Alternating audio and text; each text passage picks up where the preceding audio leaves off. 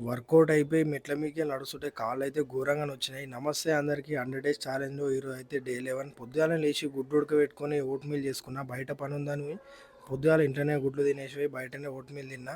అట్లనే లంచ్‌లో అయితే చికెను, అన్నం తిని కీరాలు తినేసి తర్వాత సాయంత్రం అయింది. అరటిపండు తిని ఒక బ్లాక్ కాఫీ తాగి జిమ్‌కైతే వచ్చిన. ఈరోజు అయితే జిమ్‌ల మొత్తం ఇయాల లెగ్ వర్కౌట్ చేసిన ఫుల్‌గా. లెగ్ వర్కౌట్ కంటే ముందు ఫస్ట్ వార్మప్ చేసుకున్నా. వార్మప్ చేసిన తర్వాత లెగ్ కోసం అయితే 6 వేరియేషన్లు చేసిన.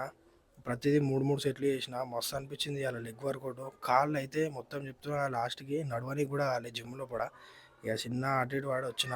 ఈరోజు అంటే జిమ్ జాయిన్ అయిన కానించి ఇది సెకండ్ డే అన్నమాట లెగ్ వర్కౌట్ చేసుడు. లెగ్ వర్కౌట్ అంతా అయిపోయినాక కొద్దిసేపు కాళ్ళని అయితే స్ట్రెచ్ చేసుకున్నా కొంచెం ఫ్రీ అయితే అని. తర్వాత కొంచెం సేపు ట్రెడ్‌మిల్ మీద నడిచి దాని తర్వాత కొంచెం సైకిల్ తొక్కి సైక్లింగ్ చేసిన. తర్వాత అయితే ఇంటికి వచ్చిన. ఇంటికి వచ్చిన తర్వాత చపాతీలు చికెన్ తినేసి ఇంకా రేపటి కోసం అయితే